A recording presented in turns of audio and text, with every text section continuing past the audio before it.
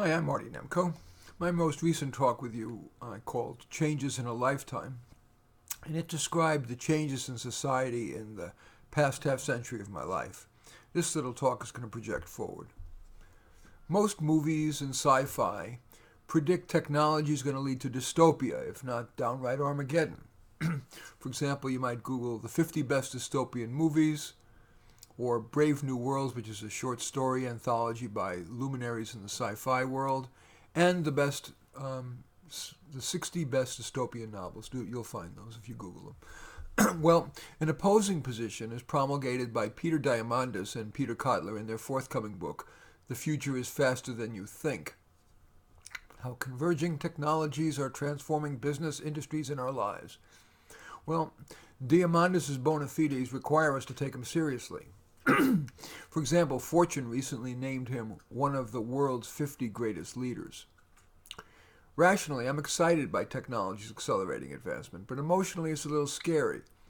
That's not just because any change is hard, but as the book points out, the convergence of powerful technologies from artificial intelligence to robotics, virtual reality to gene therapy, promises changes that dwarf what we're used to. Just one example, what the book calls aerial ride-sharing.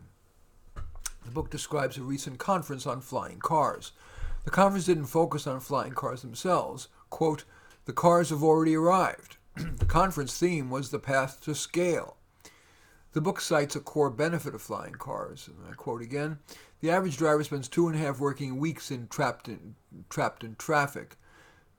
He's talking about LA. The U.S. is home to 10 of the world's top 25 congested cities, costing $300 billion a year in lost income and productivity, end quote.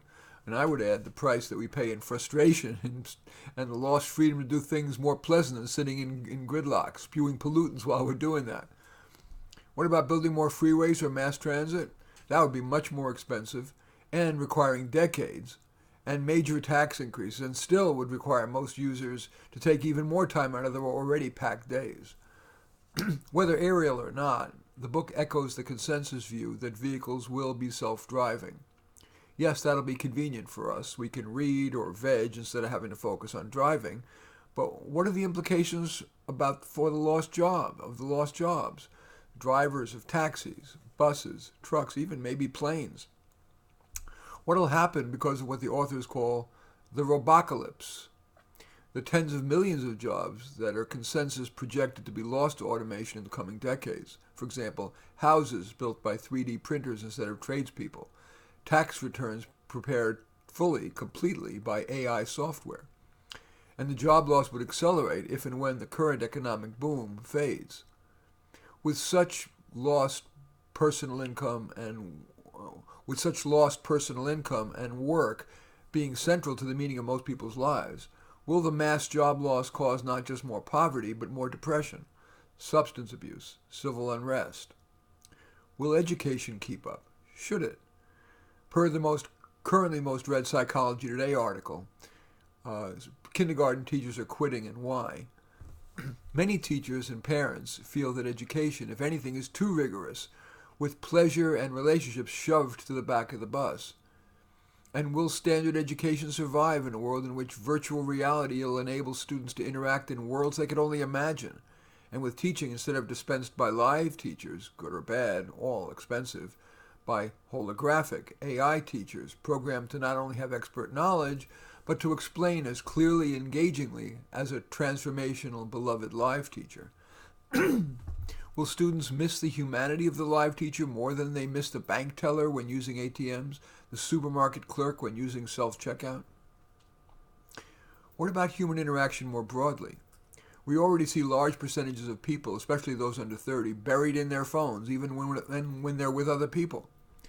People are rejecting the collective experience of the movie theater in favor of on-demand video at home. The video arcade and the bowling league have become anachronisms, replaced by video games and hanging out on Facebook and Instagram at home. AI-guided robot dolls interact with people in ever more realistic ways, sexually and even in communication. And so as prices decline and the technology continues to improve, they're going to gain in popularity versus the real thing.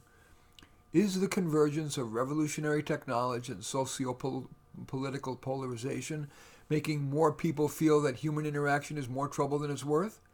And if so, is that okay? Maybe it's just the normal resistance to change. But while intellectually I believe, as the book authors do, that life will be net better for the synergies of accelerating technologies.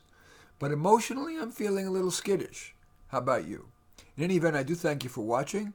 I welcome you giving this a thumbs up and, if needed, a thumbs down. I'd love it if you would write a comment and or hit your share button below there and share on your social media and or subscribe to my channel. And in any event, I do thank you for watching. I'm Marty Nemko.